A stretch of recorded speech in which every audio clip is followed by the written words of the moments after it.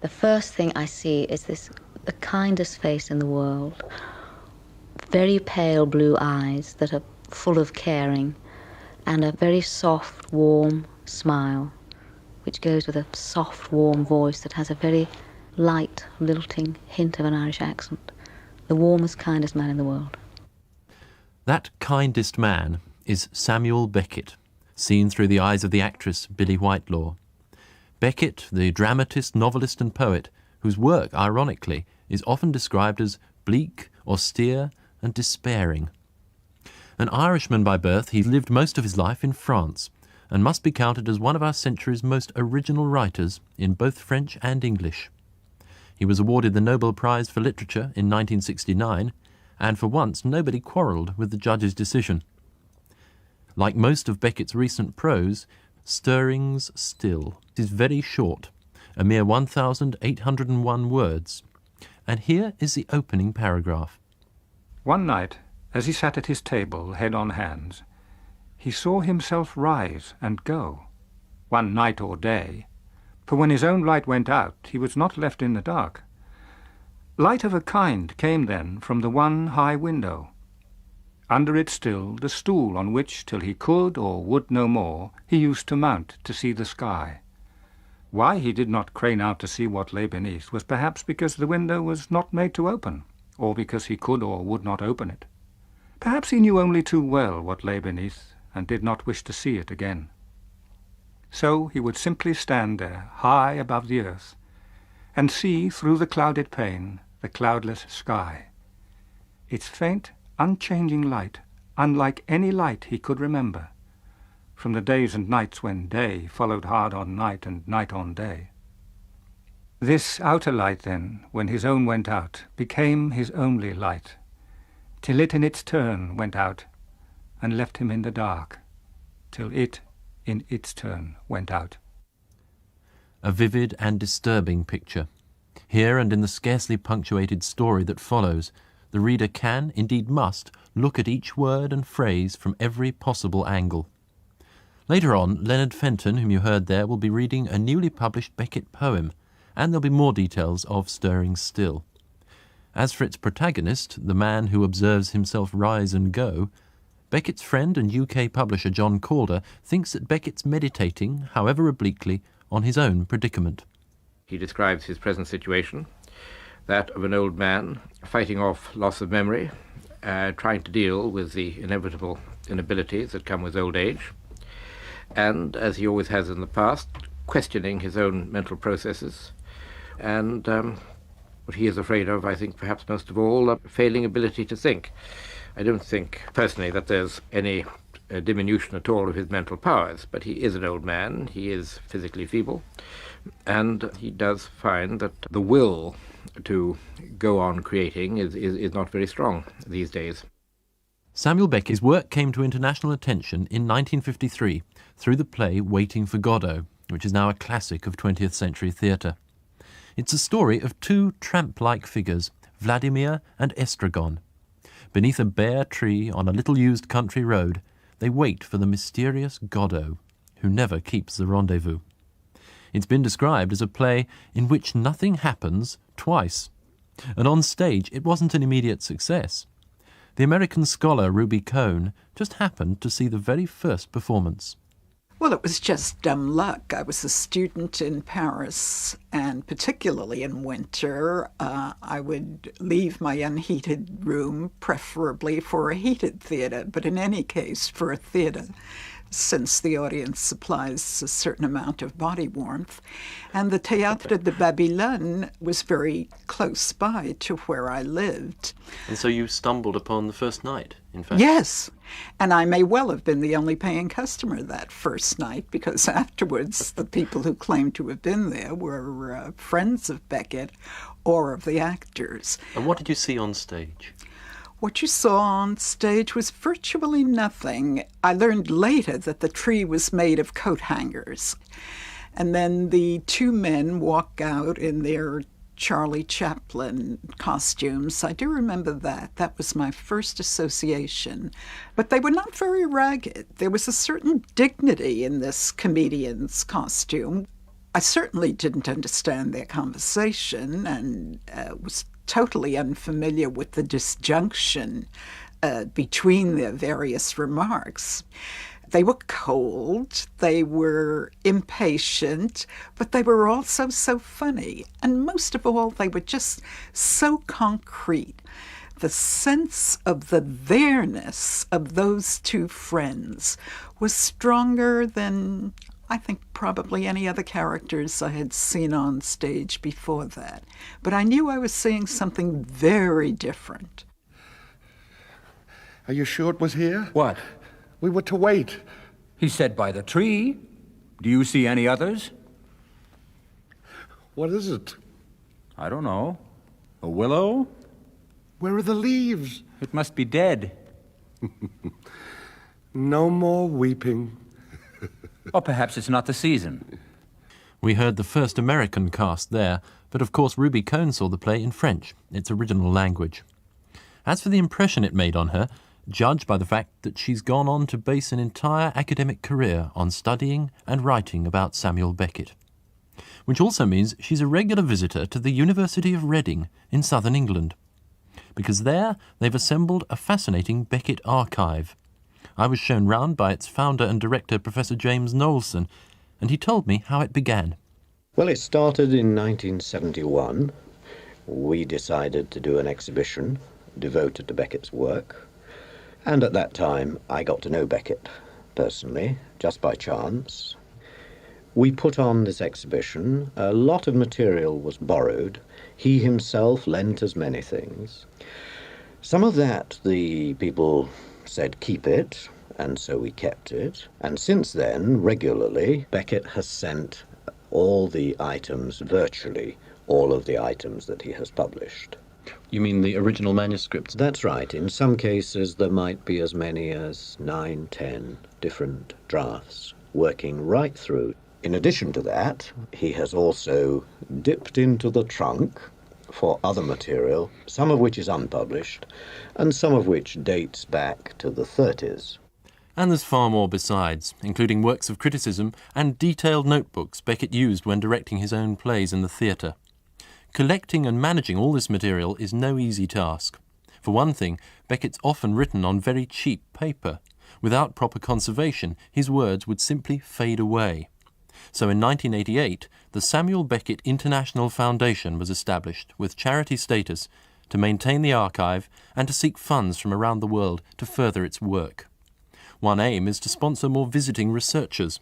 The day I went there, a Japanese academic was poring over no fewer than 7 different manuscripts of the 1981 publication Ill Seen, Ill Said, or Mal Vu, Mal Dit, 5 of the drafts being in French, from which Beckett later translated the English version.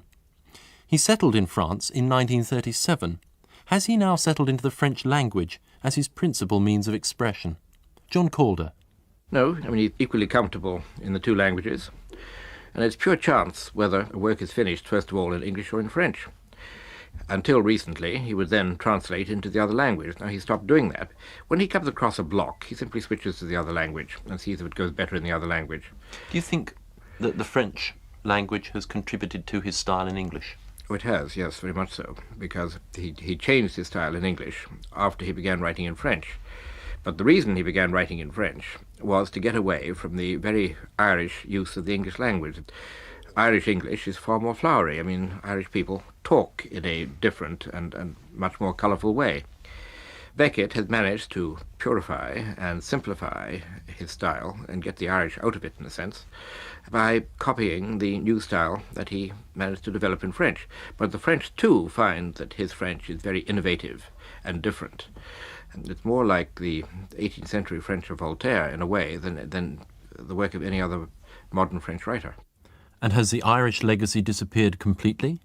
A question for Audrey McMullen, a research fellow attached to the archive and herself from Ireland. Yes, I've always felt that a lot of Beckett's rhythms are Irish, and even in a lot of the later works, there's still something of the Irish rhythm there in the intonation of the words. Beckett once said that an Irish voice wasn't necessarily the accent, but the way of stressing every syllable so that every aspect of the word is given measure, is given weight. I shall not watch myself die that would spoil everything. Have I watched myself live? Have I ever complained? Then why rejoice now?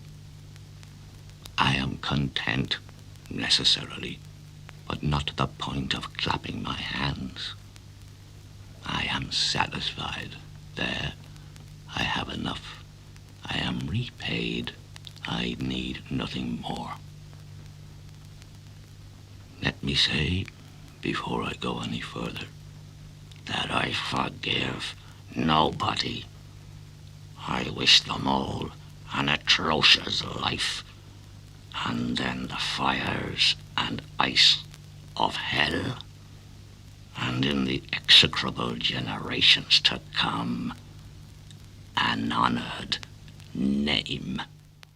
The Irish actor Jack McGowan in an extract from Malone Dies, one of a trilogy of novels written before Waiting for Godot. Whether in prose, drama or poetry, in the course of a long career, Beckett has refined his style, but he's never swerved from a few fundamental preoccupations. Ruby Cohn identifies these within the new text. In rereading Stirring Still, I noticed that at the end of 2 of the 3 parts, these themes are explicitly mentioned: time, grief, self. In all Beckett's work, he's preoccupied with the 3. But in the fiction, there's a more agonized probing of these 3 themes than in the plays, where, at least in the early plays, there's always some give and take to play these almost lugubrious themes. Beckett pursued, or was pursued by, his themes through a series of darkly comic plays in the years following Godot, notably Endgame, Krapp's Last Tape, and Happy Days. The images were pretty desolate. An old couple apparently legless and living in dustbins, a woman buried in the earth, up to her waist in Act 1 and her neck in Act 2. Beckett seemed to be intensifying his vision by narrowing the focus, cutting away in essentials, until Breath, which appeared in 1969. This is a 35-second piece with no actors. 2 little cries are separated by a single long inhalation and exhalation as the light builds and then dies away. Writing this out on a tablecloth for Ruby Cohn, Beckett said, "That's it. That's all there is." Presumably a comment on human life. Many critics decided that there couldn't be any more Beckett plays after this one, but there were, and if anything, more anguished and less comic in their seriousness than the earlier plays. Perhaps Not I offered the most indelible image of all. The British actress Billie Whitelaw, who's worked extensively with Beckett, created the role here in London.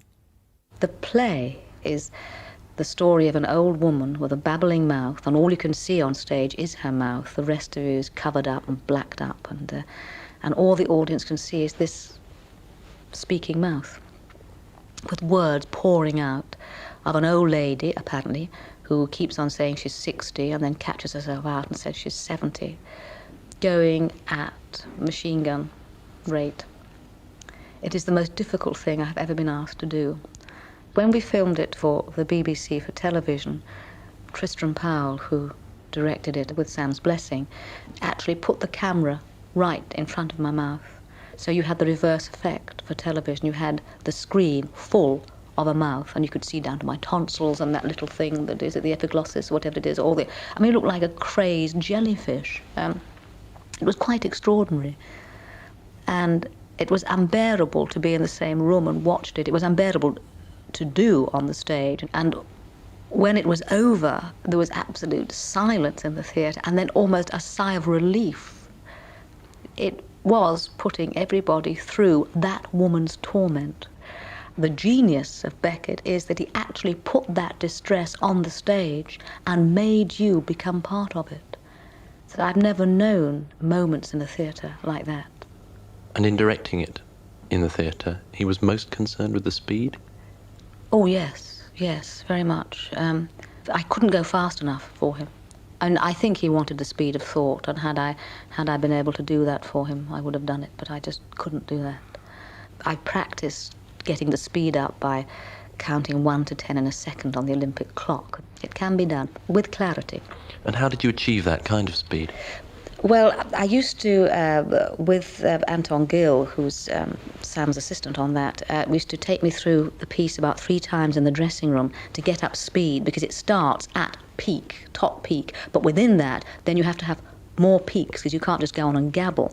I would say it about 3 times, getting faster and faster and faster, and then keep going and keep going and keep going, and get onto the stage more or less just as the curtain was going up, and keep going and keep going and keep going, and then, boom, someone would say, take the curtain up. It's like a trap going up at a dog race or a car race, and I would just go. One's voice did sound a bit, I think, in my ears. Sometimes I felt as I was like a racing car, changing gear. Vroom, vroom, vroom, vroom, vroom, vroom, vroom, vroom. Billie Whitelaw, who says she never discusses what a play is about with Beckett, but he will give her hints and suggestions for her performance, often through musical analogies. He is, as John Calder confirms, deeply musical. He plays the piano very well himself, and he plays with remarkable finger memory, because he very seldom looks at music as such. And there's an opera by Mihailovici, an operatic version of Krapp's Last Tape, in which the composer told me that Beckett had contributed very much to the musical ideas, that they sat down together, and Beckett said, well, what about doing it this way instead of that way? And it was always a revelation. I think he could have been a composer. I think he could have been a performer. But the music is inherently part of his thinking, and at rehearsals of his plays, he makes his actors count the way a musician has to count, counting the pauses. We've glimpsed, then, Beckett, the explorer of anguish and despair, and Beckett the musician. Browsing through the Reading archive with James Knowlson, I was shown multiple draft manuscripts, and the minute changes Beckett had made illustrated another facet of his work. Very often it's a paring down, it's a reduction process that's operating, but it's also getting the right balance, the right rhythms.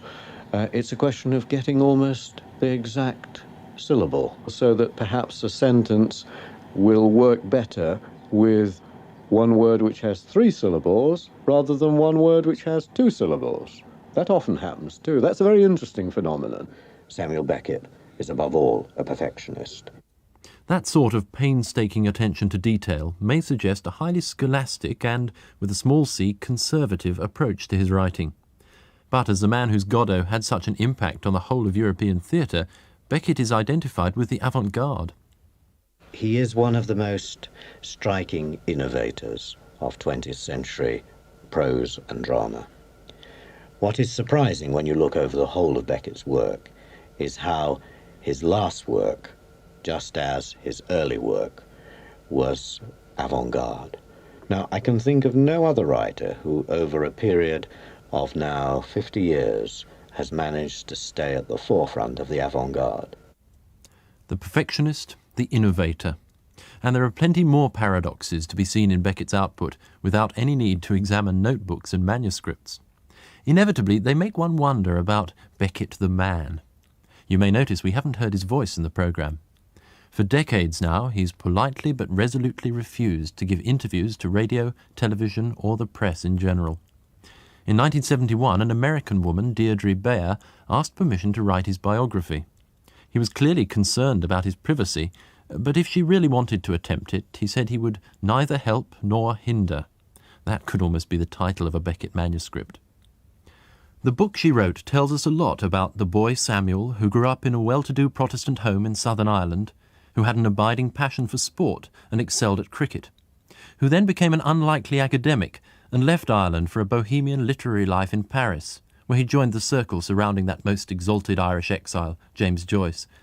His struggle with the early novels, his work with the French resistance during the Second World War, the stranger who helped pick him up from the street after a knife attack and eventually became his wife.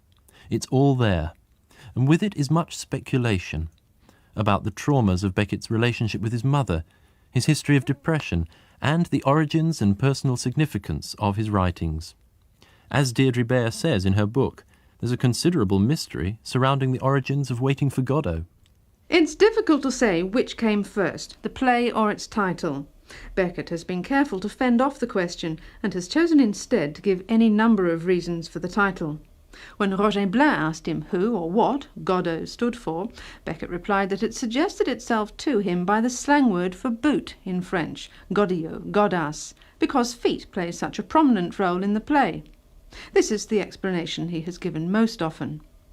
The second most repeated story is that Beckett encountered a large group of people standing on a street corner one afternoon during the annual Tour de France bicycle race, and he asked what they were doing. Nous attendons Godot, they replied, adding that all the competitors had passed except the oldest, whose name was Godot. A good story, but only one of the many Beckett has put about. It can't be easy researching the life of such an enigmatic man, and many of Deirdre Bair's conclusions are hotly contested by what I can only call Beckett's inner circle. She spent 6 years researching the book, but never became a member of this network of friends, publishers and Beckett scholars who enjoy privileged access to their shy mentor. These people also act as an insulation between him and the public pressures which normally go with literary fame. I say they enjoy that access because, among other things, all are agreed that he's a courteous, compassionate and extremely generous man. If the books and plays have a reputation, rightly or wrongly, for austerity, the man is full of humour. James Knowlson also belongs to that inner circle, and without violating Beckett's privacy, is happy to enlarge on one image of the writer, the gaunt, staring face on so many book covers. Well, he hates being photographed, of course. That's the first thing. Absolutely loathes it. Winces whenever there is a camera around.